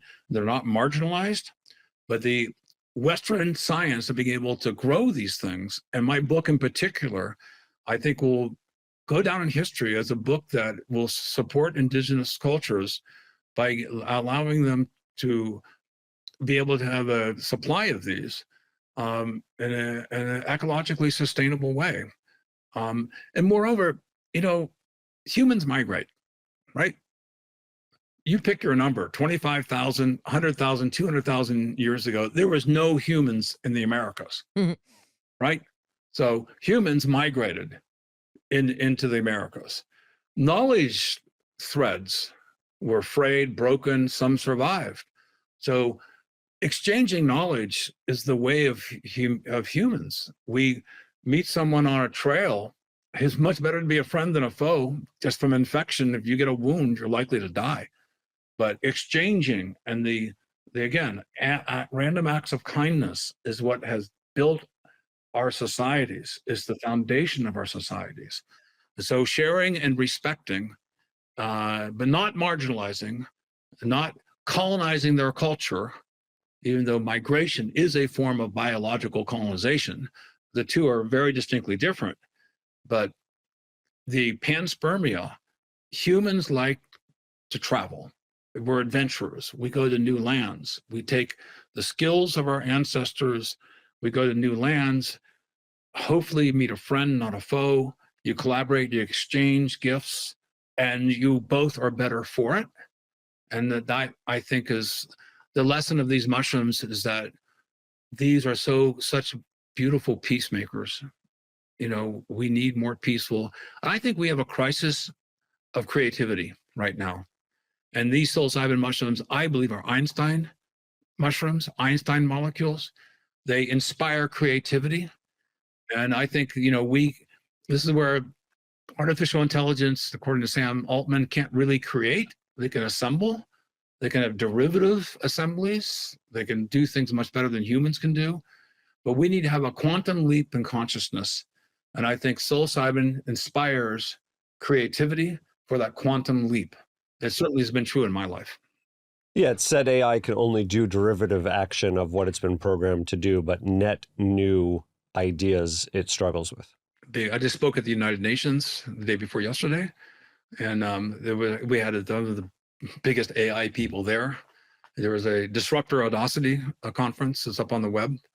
It's 100 disruptors, and I'm one of them, who think outside of the box. And again, this is the idea of leapfrogging. And so the whole concept of mycelium as a deep well of intelligence of the earth and the universe, it makes so much sense to so many people now. This is one of these aha moments. There are some things in life, I think we all would agree, that we just know intuitively are true. You know, you don't have to be convinced with logic. You just have this aha moment where you realize it is true. And I think this is, you know, mushrooms bring that aha moment to the forefront. You know, I think these are Einstein molecules that can help build bridges over chasms of division, religion, politics, you know, culturally. Um, uh, the ecosystems want to survive, folks, and we're for better or worse, you know, we are shepherding these ecosystems, and we're not doing a very good job of it. Well, I think one of the things that that is a challenge for many people, you know, when people look at the world, forget about our interpersonal worlds and how many of us are suffering from depression, anxiety, you know, loneliness, in many cases trauma with a lowercase t, and in some cases trauma with a capital T. When we think about what society looks like, when we think about the countless wars and conflict and nonsense, and just even in the United States, you know, what goes on in the government and shutdowns and, you know, all of this kind of craziness, what's true is that if more people had an intuitive sense of a desire to share, to be open to more love, more acceptance, more compassion, it could potentially shift the entire landscape of the world that we live in.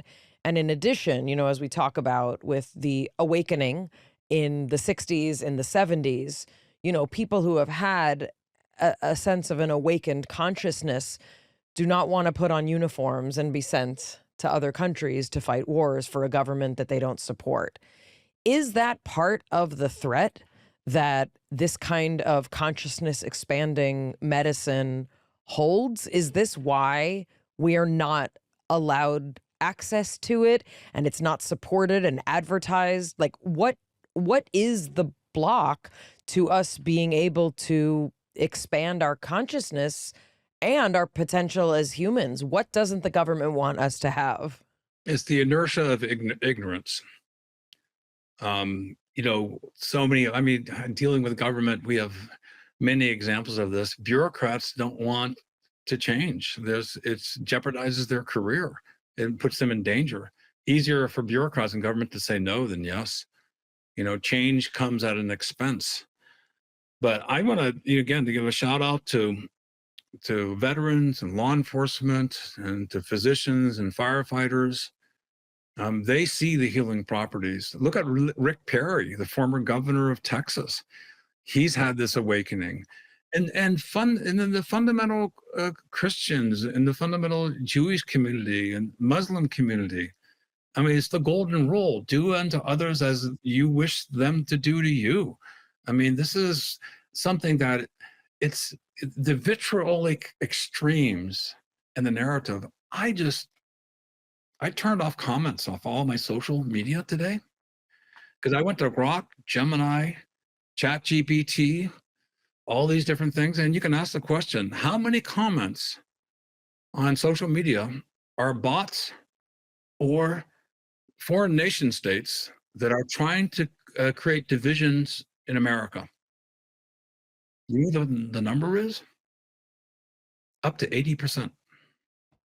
I mean, we're fighting a war that doesn't even exist in many Yeah. cases. I mean, when people realize that the comments are there to manipulate you, to cause inflammation that harms your immune system, as well as the social fabric of our society, people are being manipulated by AI that's being weaponized in the comment sections.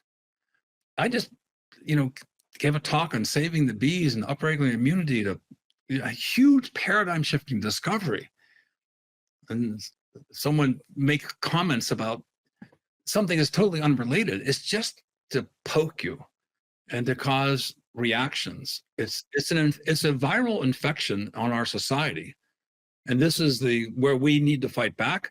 One way to fight back is just turning off those comments and going outside with your children into nature and take photographs of flowers, mushrooms, and insects, and go to iNaturalist and, Get back into the natural world, folks. That's where we came.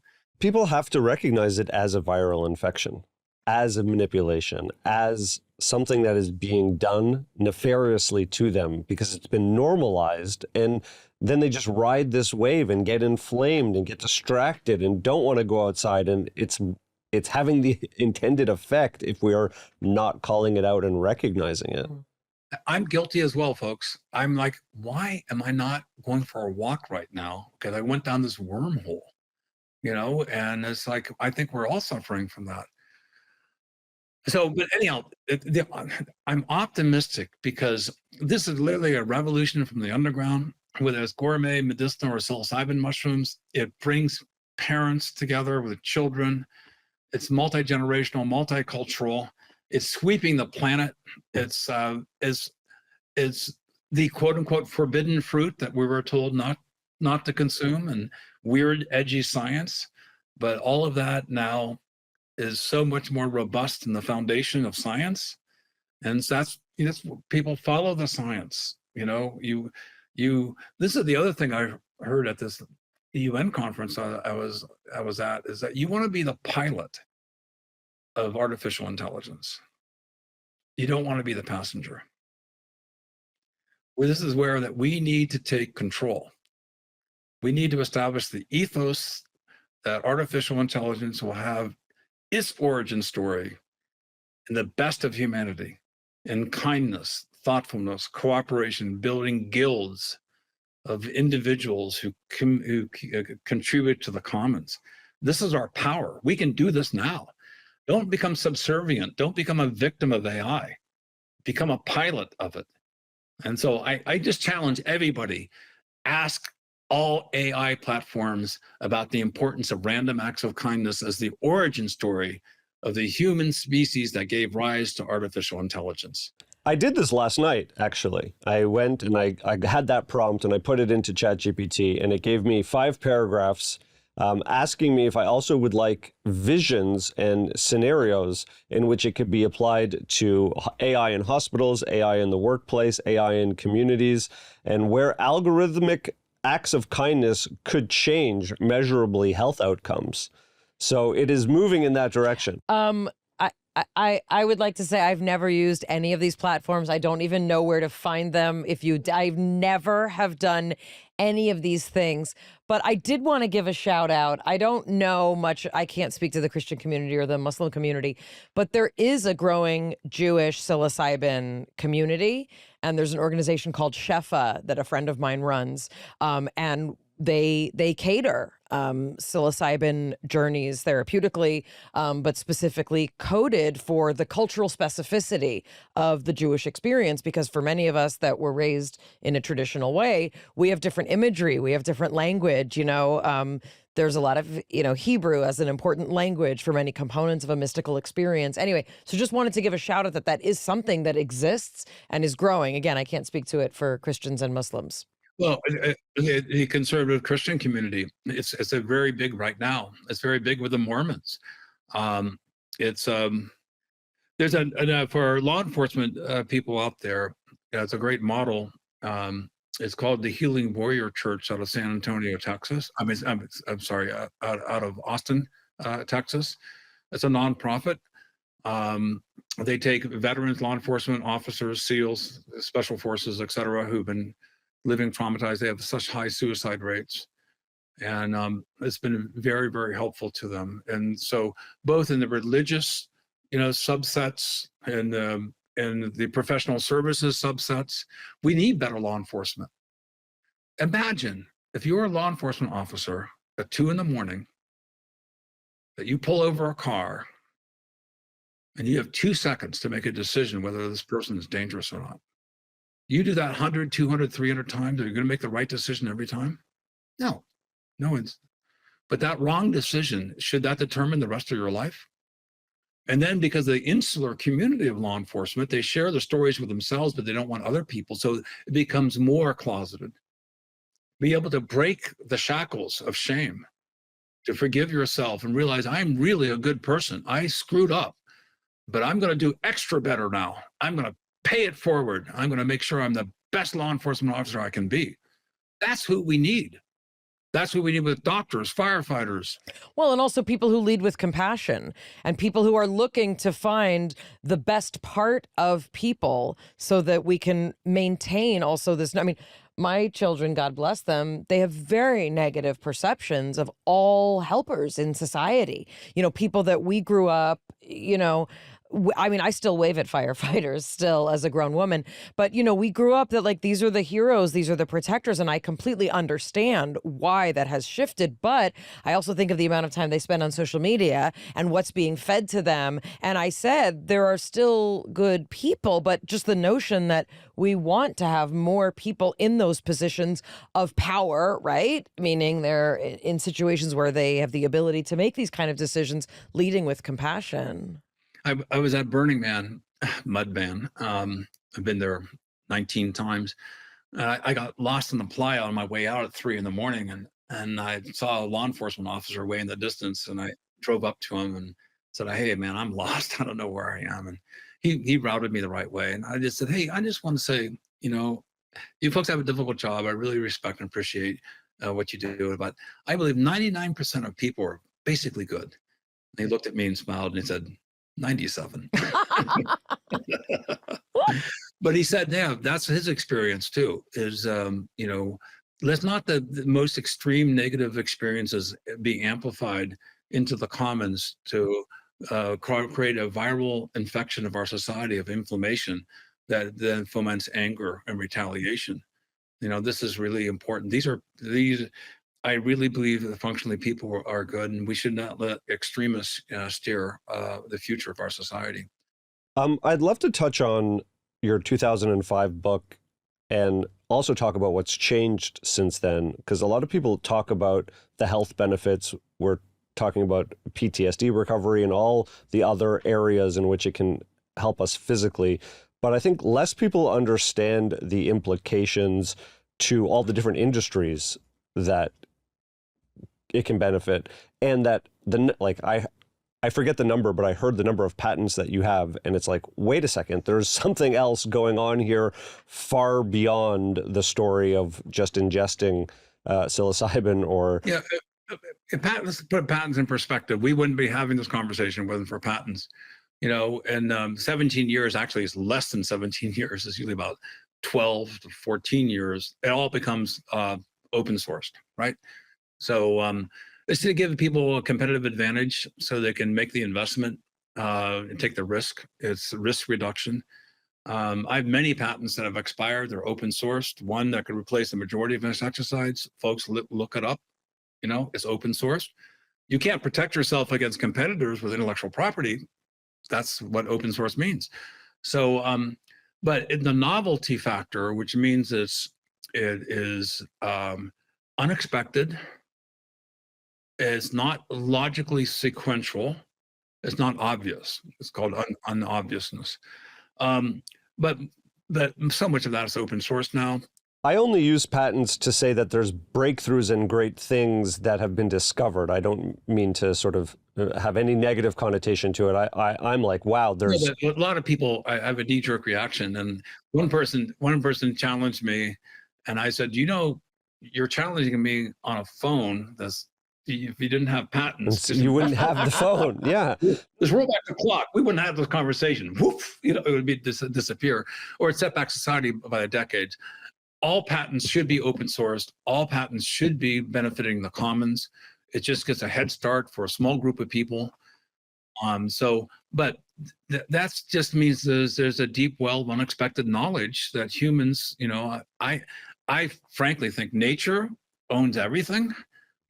I just said it's a temporary custodian of knowledge, trying to advance this forward, and so many other people. That's wonderful. We need to culture the invention, and so we need to incentivize people to have invention. But there's so much stuff now that's coming out, and you alluded to it. It's fundamentally changing installation materials, packaging materials, building materials, fermented foods. I was interviewed. I met an editor of Scientific American, and I go, I have an idea, but you'll never publish it. He goes, what's your idea? I said, well, two things. One, if you go to Mars, build an igloo made of mycelium. They're mostly nanofibers of carbon. 85% of mycelium is carbon. Then you put solar panels on top, and your igloo can not only insulate, but be a battery. I said, someone should take this and run with it. And he goes, I said, but there's a problem. He goes, what's the problem? I go, people will be sad. They'll be depressed. They'll look back at our blue planet going, why am I living in this tiny little building? And I can't smell flowers or go in the woods or swim in the oceans. I said, like Elon Musk. If you're watching Elon, listen, you go to Mars first, okay? You tell us about it. You 6 months to get there. You can send us, 15 minutes. You can send us a message back to us, whatever it is. But I said, if they took psilocybin with them, they would have this incredible spiritual experience. They look into the cosmos. They'd be back on mission. So I think psilocybin in space is important for the psychological health of astronauts. And lo and behold, they published it. I couldn't believe it. So, but that's one thing, is the interplanetary colonization of space. You only have to take 2 spores of a psilocybin mushroom to grow psilocybin mushrooms in space. It's a very low payload, and 2 spores of oyster mushrooms. Obviously you can take test tube cultures, but the payload mass is very low. And then you can exponentially expand it on agricultural waste, human waste, debris fields created from construction, et cetera, et cetera. So this is a paradigm shifting technology for helping us leap into the cosmos. I mean, fascinating. I want to circle about crops for a second in agriculture. There was recently a article that says, oh yeah, eating Roundup is totally fine, no problem, which is a little baffling. Can you talk about some alternatives of helping crops grow and stay safe without chemical treatment? Well, it's a dance right now. I mean, better living through chemistry, it's a single molecule, targeted approach, which has this usefulness. You can't argue against it in some ways, protecting crops so there's better yields and there's more food to feed the world. That narrative is a little bit dated now, because we know the after consequence and the non-intended effects can be deleterious for the long term.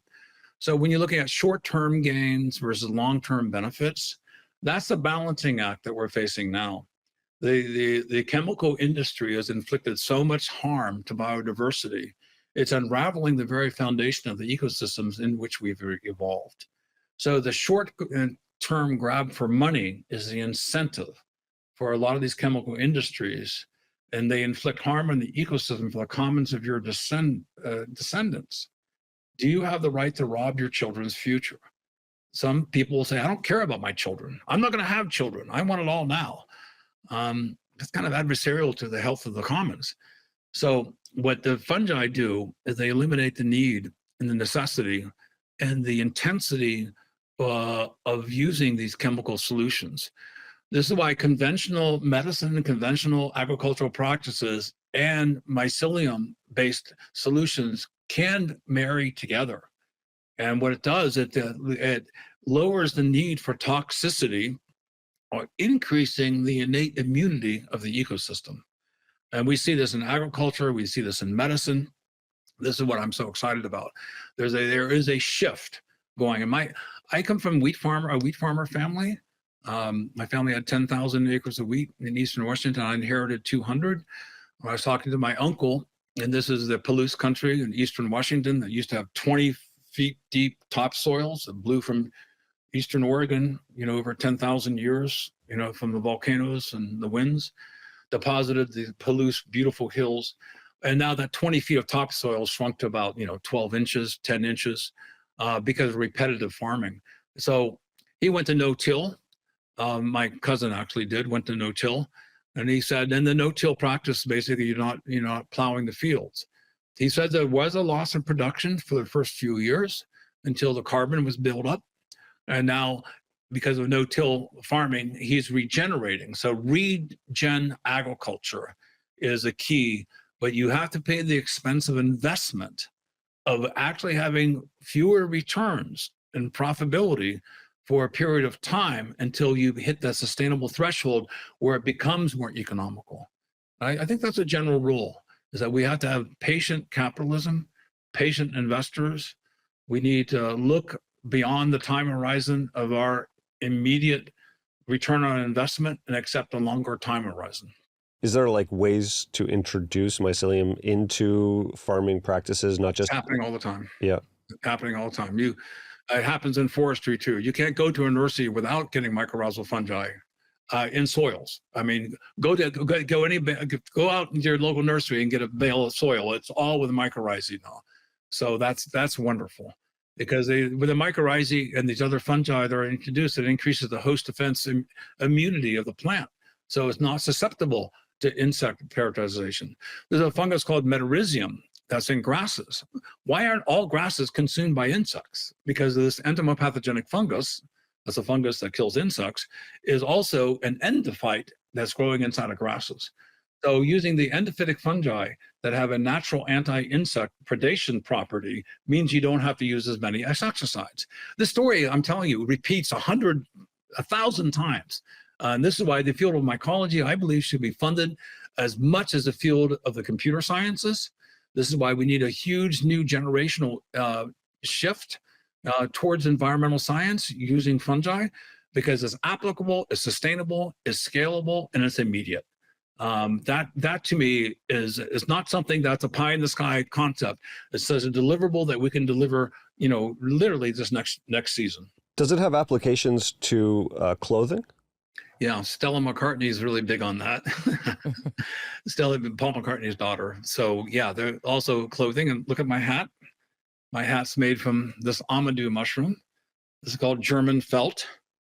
You put this mushroom into water with ashes for 2 weeks, and you can pull it apart to make this hat. And this hat was made by some people in Transylvania.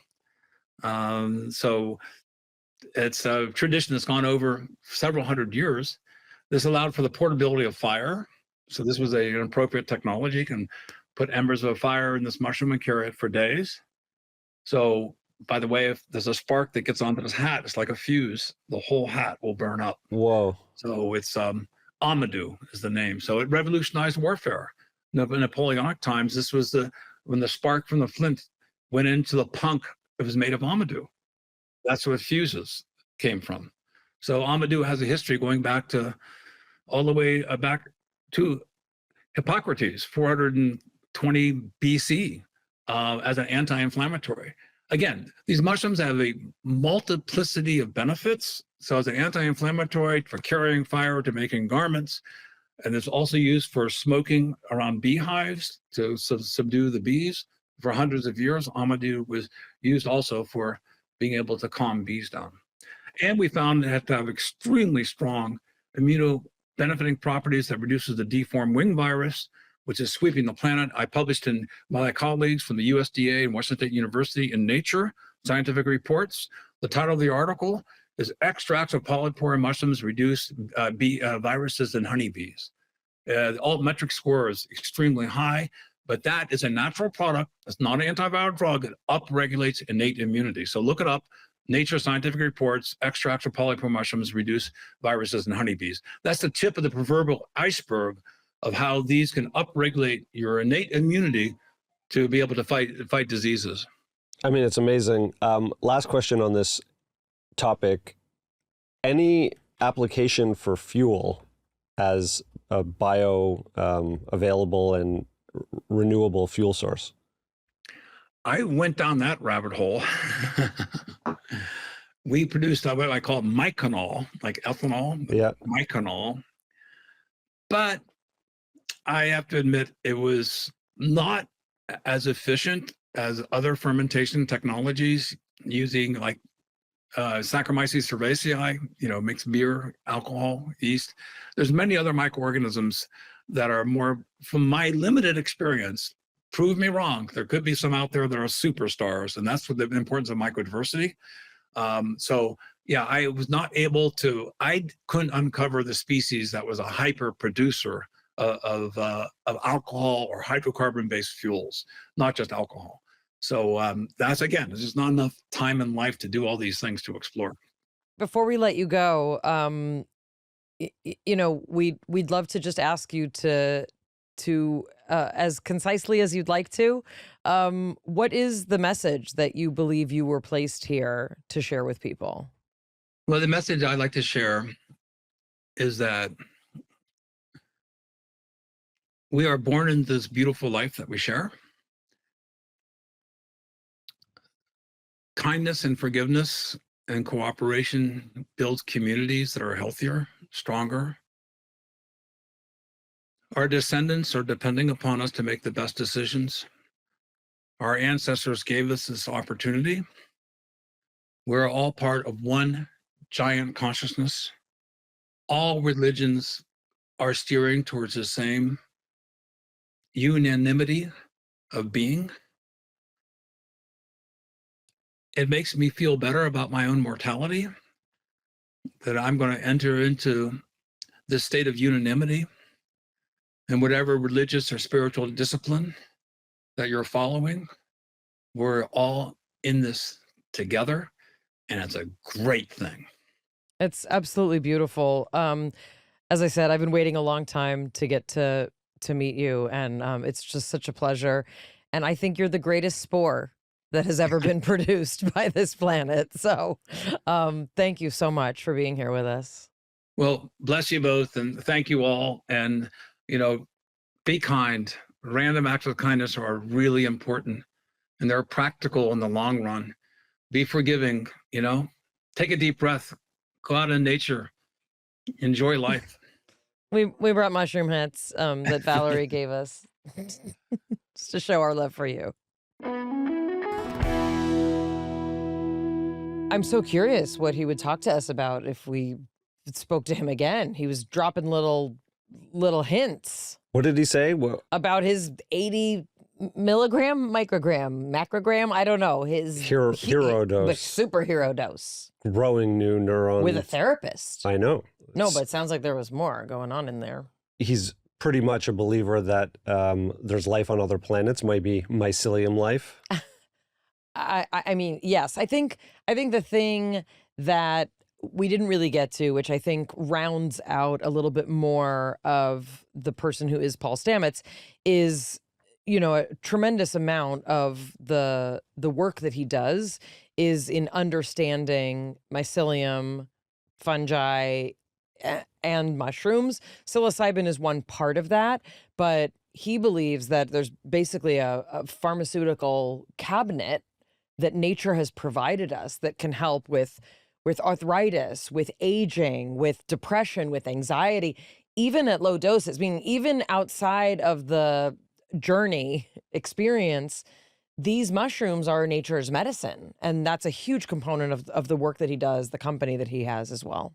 We have a friend of the podcast who wants to come back on and talk about new breaking research on the impact and how inflammation is really at the core root of all the afflictions, basically, that anyone can have, whether it be depression, anxiety, irritable bowel syndrome, arthritis, even links to dementia and Alzheimer's disease, all related to an underlying inflammation. And what he was talking about is using mycelium and natural approaches to addressing that core underlying inflammation. Also the emotional inflammation, this idea of the virus, a societal virus that has really been at the underpinning of how technology has been developed, and how by better understanding that we can remove ourselves. And what is the alternative? Feeling what it feels like to go out and be in nature, not in a reactive state, how impactful that can be. Oh, we've got some great content on Substack from this episode. Check us out on Substack, Mayim Bialik's Breakdown on Substack. Exclusive content there, a lot of practical tools to improve your life. Come check us out. From our breakdown to the one we hope you never have. We'll see you next time. I'm wearing my mushroom hat. It's Mayim Bialik's Breakdown. She's gonna break it down for you. She's got a neuroscience PhD or two. One fiction, one and now she's gonna break down